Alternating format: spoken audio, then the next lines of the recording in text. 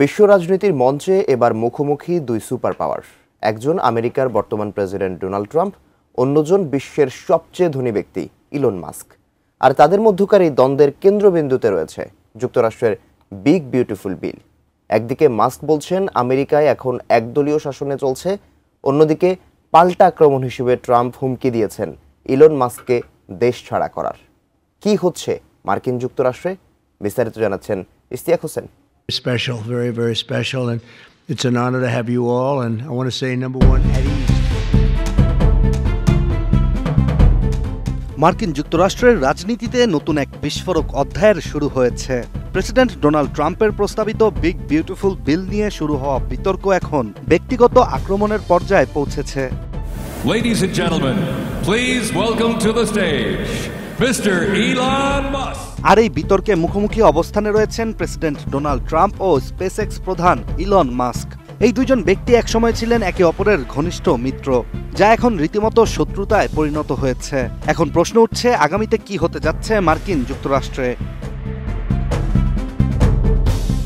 যুক্তরাষ্ট্রভিত্তিক গণমাধ্যম এবিসি নিউজের একটি প্রতিবেদন থেকে জানা যায়, মার্কিন নির্বাচনের পর চলতি বছরের জুন মাসের শুরুতেই ট্রাম্পের প্রস্তাবিত বিগ বিউটিফুল বিল সামনে আসে, যেখানে সরকারিভাবে বৈদ্যুতিক গাড়ির প্রণোদনা বাতিল, সামরিক ও অবকাঠামো খাতে বিপুল ব্যয় এবং একটি রেকর্ড $5 ট্রিলিয়ন ঋণ সীমা বাড়ানোর প্রস্তাব দেয়া হয়। আর এই প্রস্তাব নিয়েই ক্ষোভে ফুঁসছেন ইলন মাস্ক।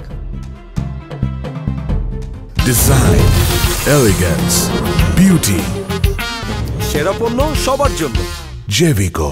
নিজের সামাজিক যোগাযোগ মাধ্যম এক্সের একাধিক পোস্টে ইলন মাস্ক বলেন, তারা এখন ইতিহাসে সবচেয়ে বড় ঋণ বাড়ানোর পক্ষে ভোট দিয়েছেন। এটা লজ্জাজনক।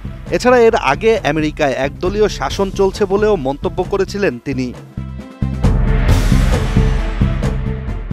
ইলন মাস্কের করা এমন পোস্টেই ক্ষুব্ধ হয়ে ওঠেন ডোনাল্ড ট্রাম্প। পরে পাল্টা প্রতিক্রিয়ায় তিনি একটি পোস্টে জানান, ইভি ম্যান্ডেট বাদ যাওয়ায় ইলন মাস্কের অসন্তোষ রয়েছে। এছাড়া ভিন্ন আরেকটি পোস্টে সরাসরি হুমকি দিয়ে ইলন মাস্ককে নিজের জন্মভূমি দক্ষিণ আফ্রিকায় ফেরত পাঠানো হতে পারে বলেও জানান প্রেসিডেন্ট ডোনাল্ড ট্রাম্প।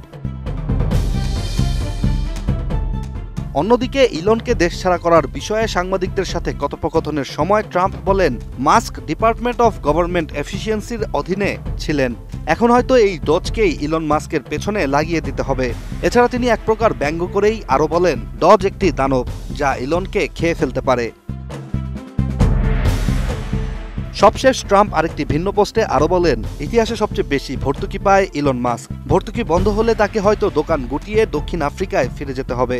তিনি হুঁশিয়ারি দিয়ে বলেন, মাস্ক যদি এমন সমালোচনা চালিয়ে যান বা ডেমোক্র্যাটদের সমর্থন করেন, তবে স্পেসএক্স আর রকেট উৎক্ষেপণ করবে না, টেসলাও আর সরকারি চুক্তি পাবে না। 2024 সালের নির্বাচনে ট্রাম্পের বড় অর্থদাতা ছিলেন ইলন মাস্ক। মাত্র এক বছরের মধ্যে $270 মিলিয়ন বেশি খরচ করেছেন রিপাবলিকানদের পেছনে। এমনকি ট্রাম্পের জয় নিশ্চিত করতে নির্বাচন পূর্ব পর্যায়ে তিনি সক্রিয় ছিলেন মাঠেও। কিন্তু আজ সেই সম্পর্ক পুরোপুরি ছিন্ন। বিশ্লেষকদের মতে এই দ্বন্দ্ব শুধু রাজনীতিতে নয়, প্রভাব ফেলছে মার্কিন অর্থনীতি, প্রযুক্তি খাত এবং বিশ্বমঞ্চে আমেরিকার ভাবমূর্তিতেও। এছাড়া চলমান রাজনৈতিক উত্তেজনার মধ্যে মাস্কের পক্ষ থেকে নতুন দল খোলার আহ্বানও চলে আসছে। তাই তো বিশ্লেষকদের ধারণা, এই দ্বন্দ্ব শীঘ্রই থামছে না, বরং দিনকে দিন বাড়তেই পারে।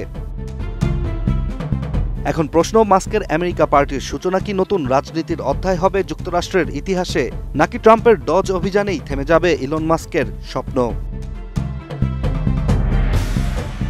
Ishtiaq Hossain, ATN news.